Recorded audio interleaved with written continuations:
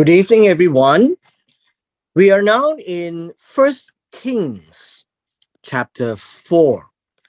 Just a quick recap where we are. When we started chapter 1, it was about David at his old age. Then chapter 2, we talked about David in his last words to Solomon. And then how he left word as to what was to be done to four persons. There would be Adoniah, uh, and then there would be Aviatar,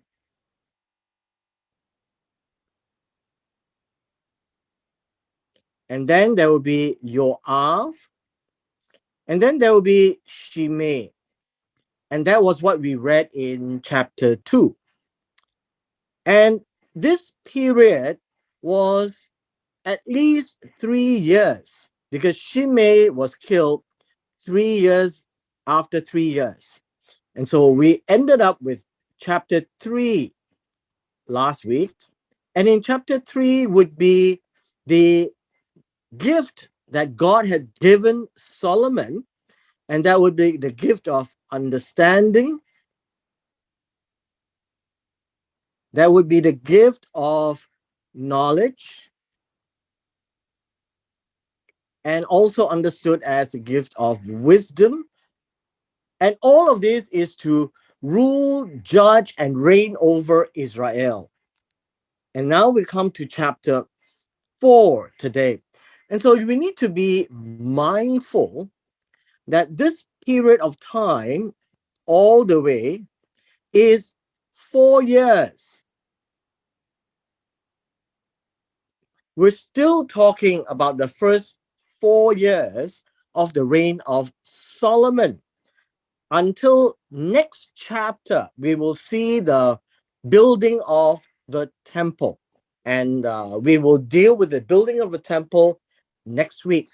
Today, we continue chapter 4, verse 1. So you bear this in mind that we're talking about the first 4 years. And now, and of course, you have to look at this and now King Solomon was king over all Israel.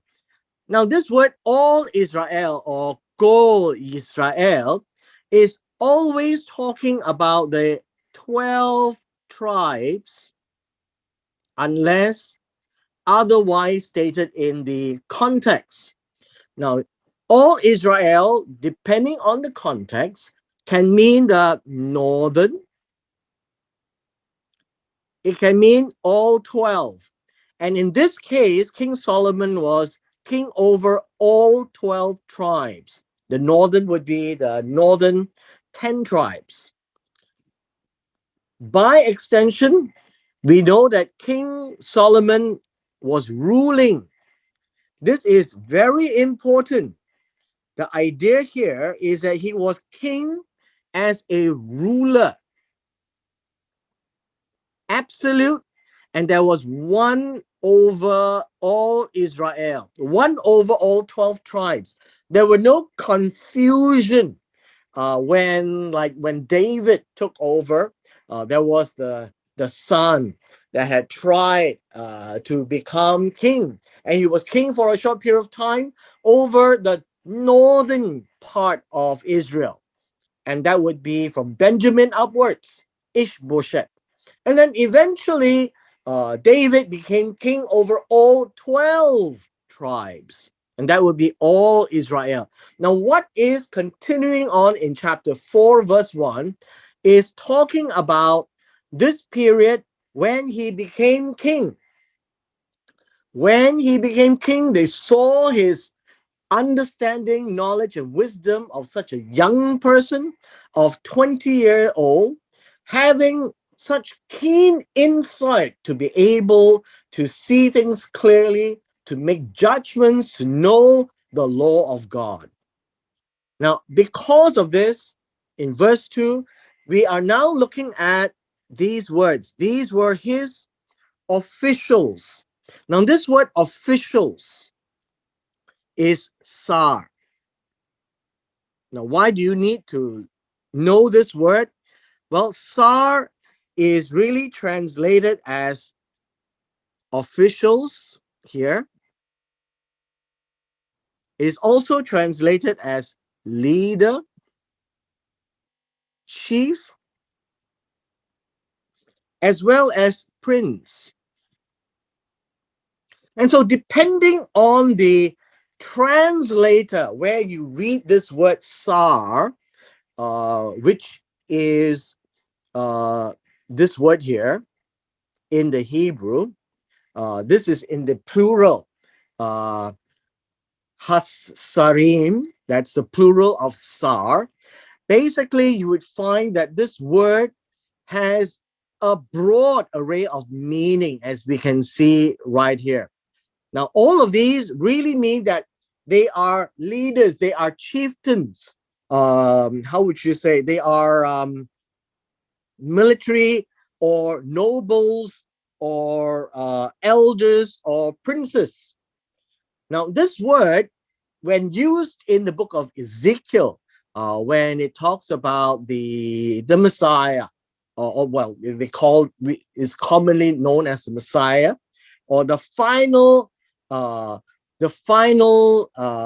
leader that will come to the scene and rebuild the temple, is also known as Sar. And in the book of Ezekiel, the word is translated as prince. So when you look into the Bible and you see the word official, leader, chief, prince, check whether it is this word Sar, and commonly it's used that way. Now, in 1 Kings chapter 4, we see something very different from the time of David, or what is narrated in the time of David. When you read 2 Samuel, you would find that David is often described as a fighting man. He is always fighting the Philistines, the Amalekites, back and forth. He wages war all over the place. And so David is seen as a fighting leader, a fighting king. And because blood is in his hands, God didn't want him to build a temple, but God wants one who comes out from his loins. And now we see that the next son who became king after David was Solomon, right here. And with Solomon, you would find that the description of Solomon's reign is not about fighting. It is about administration. It's about management. And that's the two very contrasting difference between the reign of David and the reign of Solomon. Solomon asked for understanding, knowledge, and wisdom all rolled in one, and so that he can reign and rule over all the people of Israel. And so now from verse 2 onwards, you would see him organizing the entire nation by leaders, by Sar or Sarim. So we read here of many names. Now, one of the things that you would have to follow is that some of these names tend to be repeated. And that's because perhaps their parents like those names. Just like today, when you like a particular name, different generations, different people are called the same name. And because they are called the same name, doesn't mean they are the same person. And so in the Hebrew culture, they are always linked by the father's name. For example, you see here, Azariah, the son of Zadok, was a priest. And so in the time here of Solomon, it was Azariah, the son of Zadok, the priest, was made an official. Zadok is currently spoken of as the priest. Now, it used to be Zadok and Aviatar, and we will see that soon enough. And so when you see these names coming together, we are talking about this period of time. So the first one was Azariah. Then we read of Eli, Horev, and Ahijah. Ahijah, the sons of Shisha. They were made scribes. Now, the English word is scribes, but basically they are the ones to, I would say, to write down the chronicles, right? The chronicles of the king. What did the king do? And so they are writing the book of Kings. Basically, they're not writing the Torah. Then the next name here is Yehoshaphat, the son of Achilud, and he was a secretary. And this really means someone who is recorder, a recorder, somebody who's recording cases and judgments for Solomon. And so he would be you would call the court recorder. This would be the scribes who's going to write the annals of the king. And so these are the key officials in the reign of Solomon. Next, in verse 4, we have Benaiah, the son of Jehoiada. He was over the army, and we have seen that because Benaiah was the one who killed Joab or executed Joab. The next would be Zadok and Abiathar as priests. And so understand that in chapter 2, we had Zadok and Abiathar. Zadok wasn't mentioned, it was Abiathar.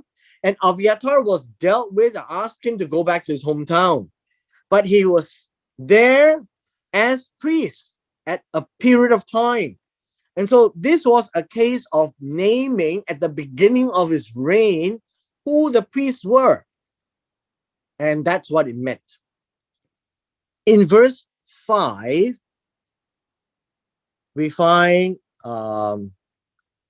this word is Adzar Yahu, or in English, or is translated from the Greek Azariah, the son of Nathan. And perhaps this would be the son of the prophet. The deputies, right? They were over the deputies. So there would be a leader, and then there would be one over the deputies. Now, the idea of deputies in this case, how should you say, it would also be the ones who are, they are also officials, but they are the one who take a position under the official. So we have the Sar and then the Natsab. And so these are, I think we can call them deputies. It's okay. Then we have Zabud, the son of Nathan, a priest, was the king's confidant. So you'll notice that we have Nathan repeating himself again. Now, perhaps this was Nathan, the prophet. It could be Nathan, somebody else, or priest.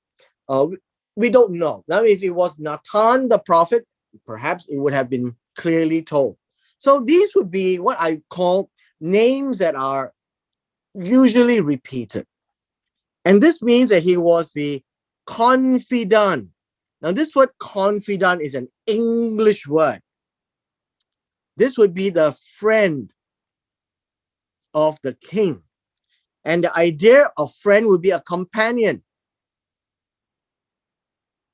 I think you would also see that this name could also be a modern day personal assistant, a PA. Chapter 4, verse 6. Then we have Achishar was over the household. He takes care of the house. And then we have Adoniram, the son of Avdah, was over the forced labor. Now, this idea of forced labor, how should we say this? These would be people who are captured. They are the ones who are captured and put into service. And yeah, this would be one way of looking at it. Forced labor. The second way of looking at it is that these are the Israelites who are commissioned into service for the king. Now, this one you have to refer to First Kings chapter 5, verses 13 and 14.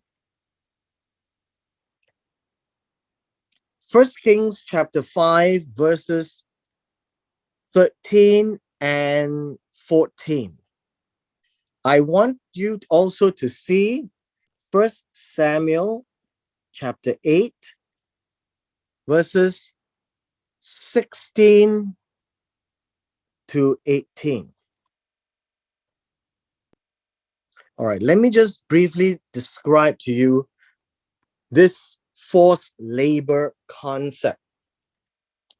There are two explanations here. One are people who are captured for service, or two Israelites whom the king would draft into service. And this is the view of most people when you read 1 Kings chapter 3, verses 13 and 14, looking also at 1 Samuel chapter 8, verses 16 to 18. Now, 1 Samuel chapter 8, verses 16 to 18 was a time when Israel was seeking for a king, and Samuel was trying to explain to them, when you have a king, your king would take their sons and daughters and will get them to do work. And they said, no, we still want a king. And so Solomon became the first of the kings to draft up all these Israelite children for what we call forced labor or national duty. I think we could use this word, national service. And the national service is to do all kinds of things for the king and for the nation, and to take care of the welfare of the king. And this is the beginning of the Israelites' children being drafted in to this kind of a role.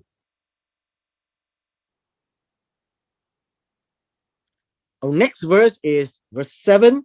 Solomon had 12 deputies. Now, this word deputy is the same as this word deputy.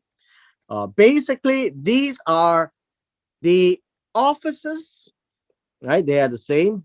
These are the officers, I think we could say, would be another way of looking at it. Officers, over the officers.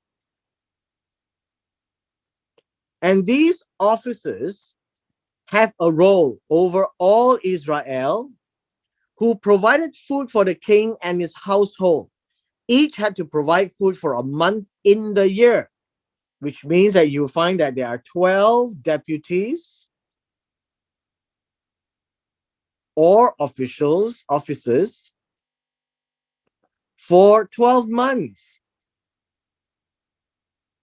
Now, one of the things that we may not be aware is that the king's stable, the king's household, the king's whatever needs to run the kingdom, the central government needs to be paid and fed. And so we have 12 deputies over 12 parcels of land that was inherited at the time of Joshua. And each of them are supposed to help bring together enough of these food for the king and household. And this is important for us to actually understand. Now, this word food is not really food as in bread, lachem. This word food basically means sustenance. Sustenance. Um, Everything that is available to nourish, provide for the household and the king. So sustenance does not only mean food, but it also means everything that is required to run the kingdom as well. And so we now see who they are, the 12 of them. From verse 8 onwards, we have a range of names that we do read. The first was Ben-Hur, not the famous son, Ben-Hur, from Ephraim. Uh, the second is Ben Deker, and then we have him covering Makaz, Sha'alvim, and Beth Shemesh and Elon Beth Hanan. And then we have Ben Hesed. We have again Ben Avi Nadav, the son of Avi Nadav. Now, interestingly, the son of Avi Nadav had the daughter of Solomon for wife. Verse 12, we have Baana, uh, and this is where he covered. So each of them has a territory. You can actually call them like chief minister kind of thing.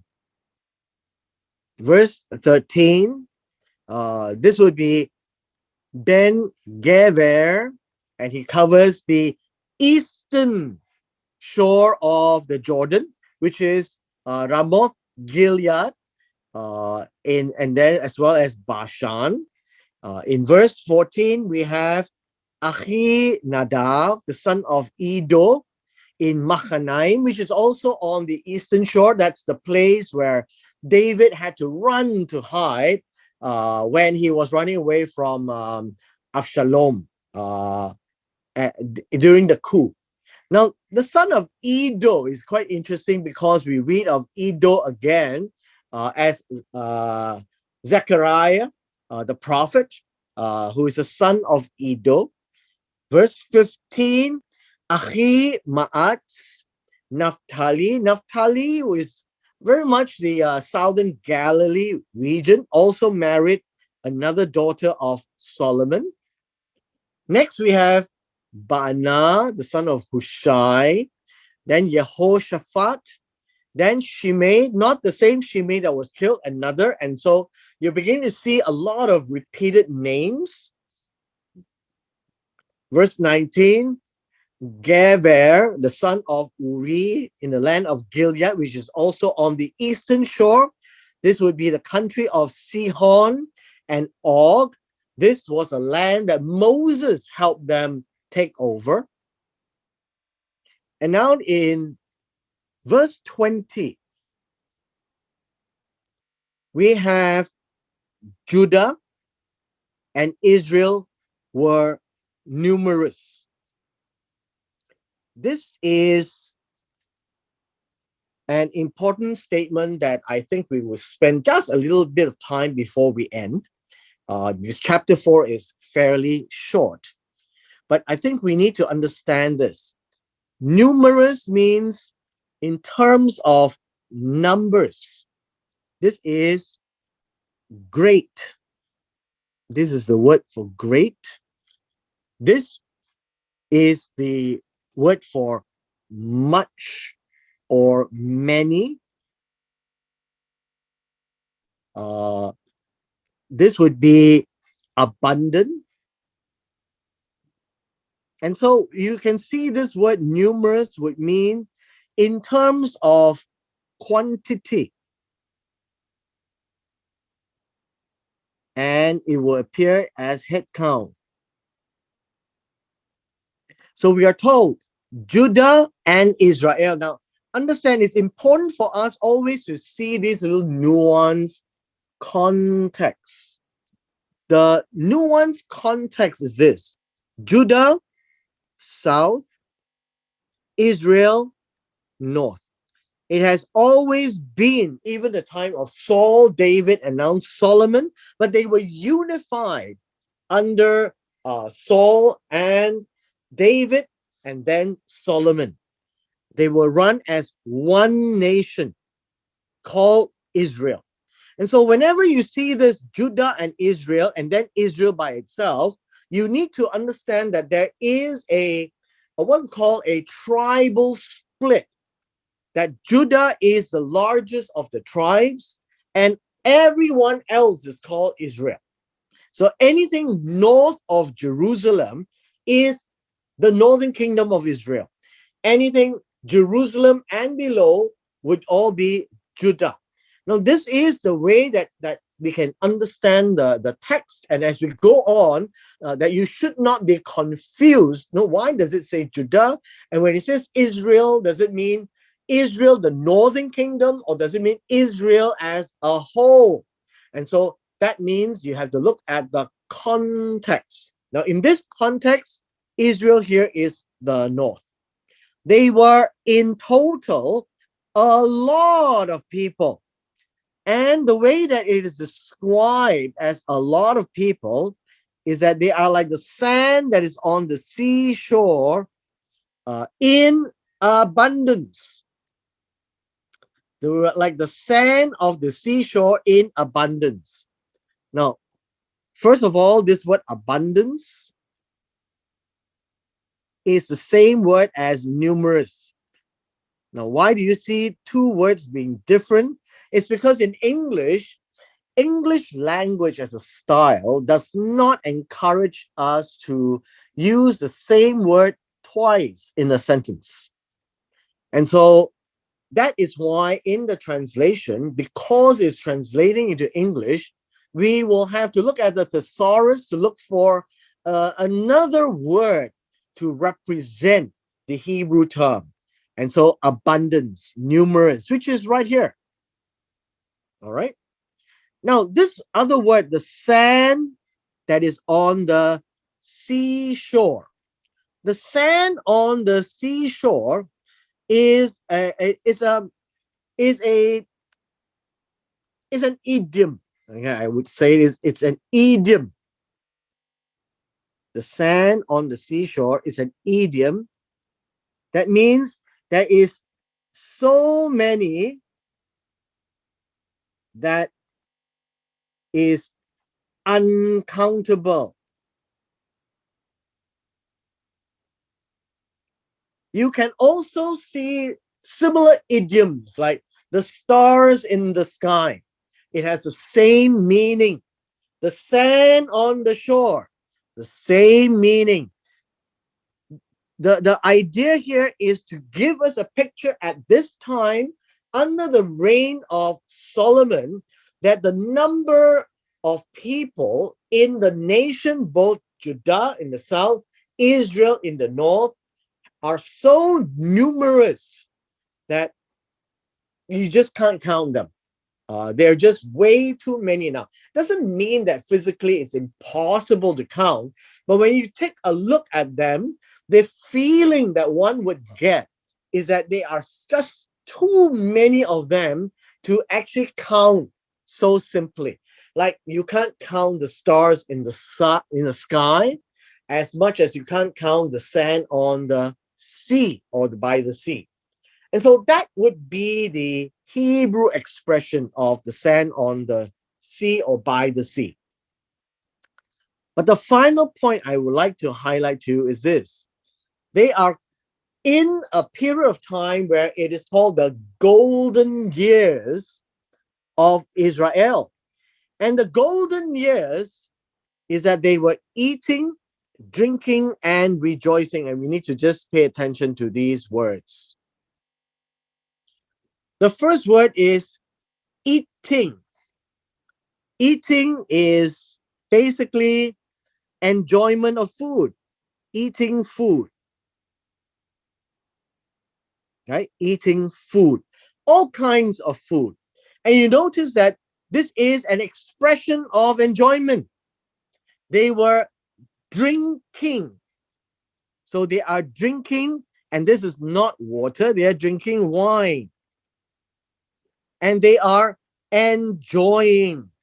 The final word here is joyful, sameach. That would be feasting.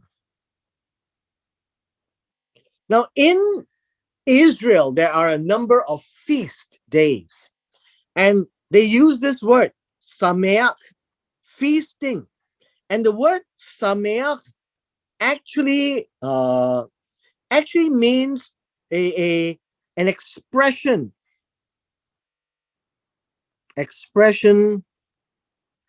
of excitement. I think you can use this word, that the feasting, the festival is showing joy. And in so doing, you would find that I would put it this way: eating, drinking, rejoicing is A, B, and C. Not that they are the same action, but their action for eating, drinking, and rejoicing is about celebration. It's about celebration.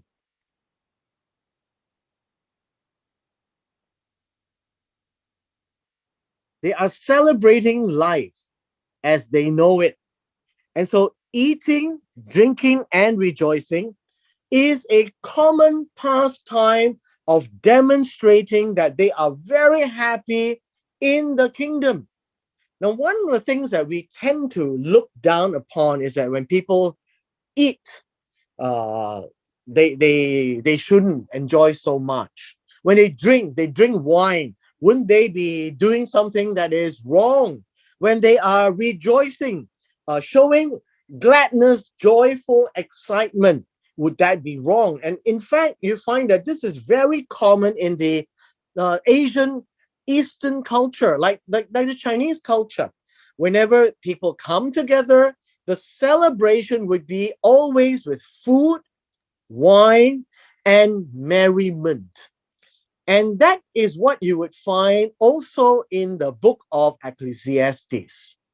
That in the time of Solomon, when he wrote the book of Ecclesiastes, that people were making merry, eating, drinking, and rejoicing. And this would be a familiar theme of the reign of Solomon. And with this, we come to the end of our chapter 4, just to underscore that people are happy with Solomon. People are at peace at the time of Solomon. People are excited. People are celebrating life at the reign of Solomon. And whatever Solomon did right at this early years, they were good years. And so we need to understand that verse 20 was really trying to help us understand that after Solomon put all his administration in place, as the years started in his reign, people were happy. And, and we will leave it at that. And we will continue tomorrow in chapter 5. And with this, we come to the end of our session today.